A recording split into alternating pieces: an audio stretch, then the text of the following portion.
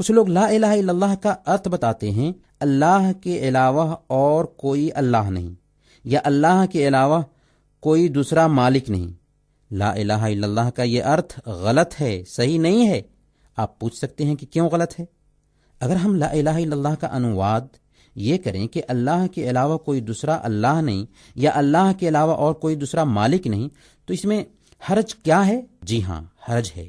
ایسا کہنے کی وجہ سے اسلامی سدھانت اور ان دھرموں کے سدھانتوں میں کوئی انتر رہے گا ہی نہیں، اس لیے کہ دنیا کے ادھیک تر دھرموں میں یہ بات مانی جاتی ہے، اور ان کے ماننے والے یہ آستھا رکھتے ہیں کہ پیدا کرنے والا، دنیا کو چلانے والا اور کائنات کو اپنے اختیار میں رکھنے والا اوپر والا اللہ ہے۔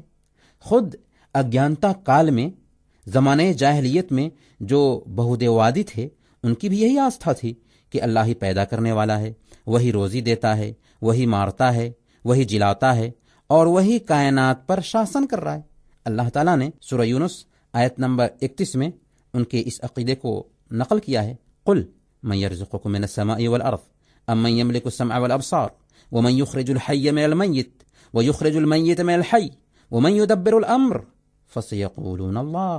آپ کہہ دیجئے کہ وہ کون ہے جو تم کو آسمان اور زمین سے روزی پہنچاتا ہے؟ وہ کون ہے جو آنکھوں اور کانوں پر پورا ادھیکار رکھتا ہے؟ وہ کون ہے جو زندے کو مردے سے نکالتا ہے اور مردے کو زندہ سے نکالتا ہے؟ اور وہ کون ہے جو سارا انتظام چلا رہا ہے؟ وہ ضرور کہیں گے کہ اللہ۔ تو ان سے کہہ دیجئے کہ تم پھر کیوں نہیں اللہ سے ڈرتے؟ یہی نہیں بلکہ وہ صدقہ بھی کرتے تھے، حج بھی کرتے تھے، عمرہ بھی کرتے تھے، اور اللہ کے ڈر سے بہت سارے حرام کاموں کو بھی چھوڑ دیتے تھے۔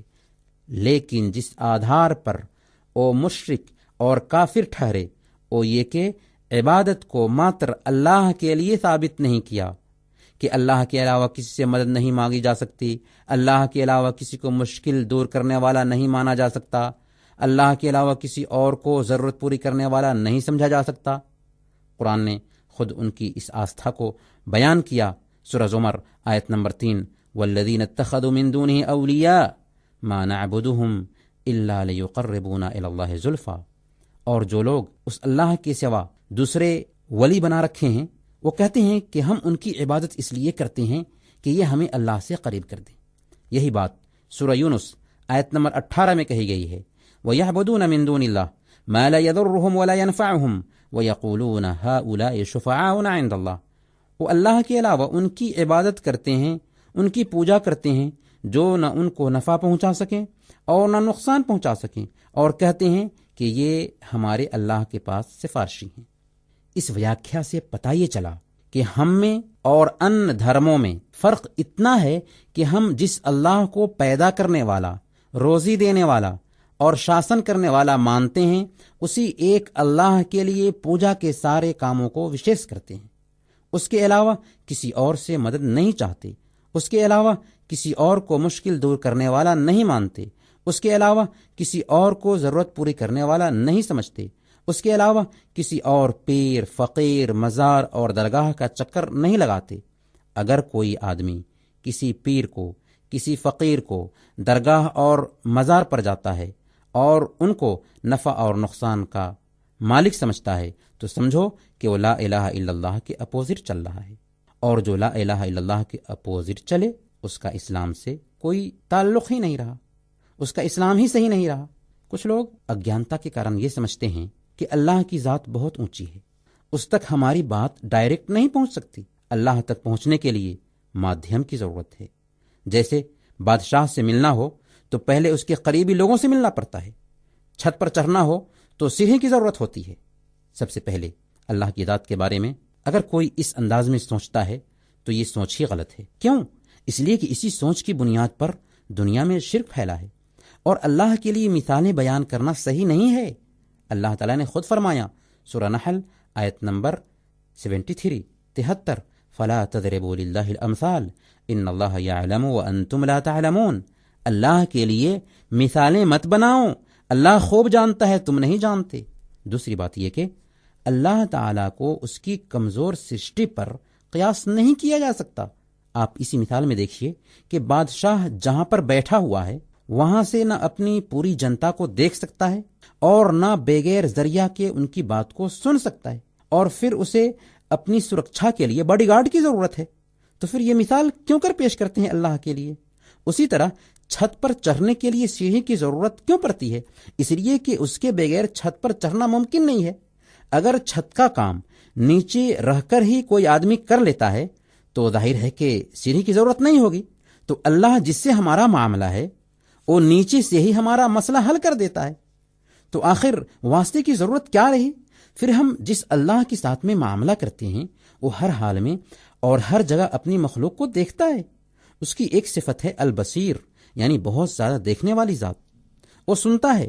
اس کی ایک صفت ہے السمیع، یعنی بہت زیادہ سننے والی ذات، وہ جانتا ہے، اس لیے کہ اس کی صفت ہے العلیم، سب کچھ جاننے والی ذات، وہ ہر چیز کی نگرانی کر رہا ہے، اس لیے کہ اس کی صفت ہے الرقیب، یعنی نگرانی کرنے والی ذات۔ گویا کہ اللہ اپنے بندے کی بات کو ڈائریکٹ سنتا بھی ہے، اسے جانتا بھی ہے، اسے دیکھتا بھی ہے اور اس کی نگرانی بھی کر رہا ہے۔ بندے اور اللہ کے بیچ میں کوئی گیپ، کوئی ڈسٹینس اور کوئی دوری نہیں، وہ تو انسان کی شہرک سے بھی زیادہ قریب ہے۔ عام جنتا کو دھوکہ میں ڈالنے کے لیے یہ بھی کہا جاتا ہے کہ دیکھو، ہم بیمار ہو جاتے ہیں تو ڈاکٹر سے مدد حاصل کرتے ہیں، پتنی سے مدد چاہتے ہیں، ڈرائیور اور دوسرے لوگوں سے سہایتا چاہتے ہیں۔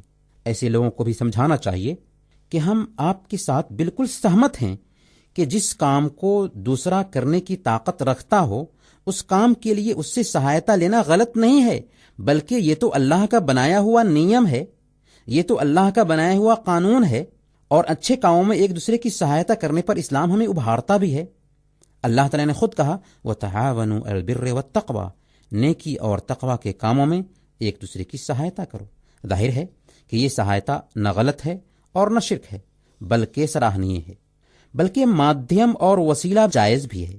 آپ اپنے نیک عمل کا واسطہ دے کر اللہ رب العالمین سے مانگیں کہ اے اللہ، میں نے فلاں کام صرف تیری آگیاکاری پراپت کرنے کے لیے کیا تھا، تو اس کی لاج رکھتے ہوئے میری دعا قبول کر لے۔ اسی طرح اللہ کے ناموں اور گنوں کا وسیلہ دے کر کے اللہ سے مانگیں، جیسے آپ کہیں اے ستار، تو گناہوں پہ پردہ ڈالنے والا ہے، تو ہمارے گناہوں پہ پردہ ڈال دے۔ اے غفار، تو معاف کرنے والا ہے، تو ہمارے گناہوں کو معاف فرما دے۔ اے رزاق، تو روزی دینے والا ہے، ہمیں روزی عطا فرما۔ اسی طرح سے اگر آپ کسی نیک آدمی کے پاس جاتے ہیں اور اس سے دعا کا انورودھ کرتے ہیں اور وہ آپ کے لیے دعا کرتے ہیں تو ایسا کرنا بھی جائز ہے۔ یہ وسیلہ کے جائز طریقے ہیں، یہ وہ مادھیم ہے جس کو جائز طریقے سے ہم اپنا سکتے ہیں۔ ناجائز طریقہ کیا ہے؟ ناجائز طریقہ یہ ہے کہ آدمی ایسے آدمی سے مانگے جو ظاہری طور پر مدد نہ کر سکتا ہو، جیسے کوئی مرے ہوئے انسان کو سہایتا کے لیے پکارے، اس کو مشکل دور کرنے والا، ضرورت پوری کرنے والا سمجھے، اس کو لابھ پہنچانے والا اور نقصان دور کرنے والا مانے، دور یا نزدیک سے ہر ایک کی پکار سننے والا خیال کرے۔ اسی کا نام شرک ہے، جو دوسرے دھرموں میں تو پایا جاتا ہی ہے۔ کچھ مسلمان بھی اگیانتا کے کارن اس جال میں پھنسے ہوئے ہیں، جو درگاہوں اور مزاروں پر کھلے عام دیکھنے کو ملتا ہے۔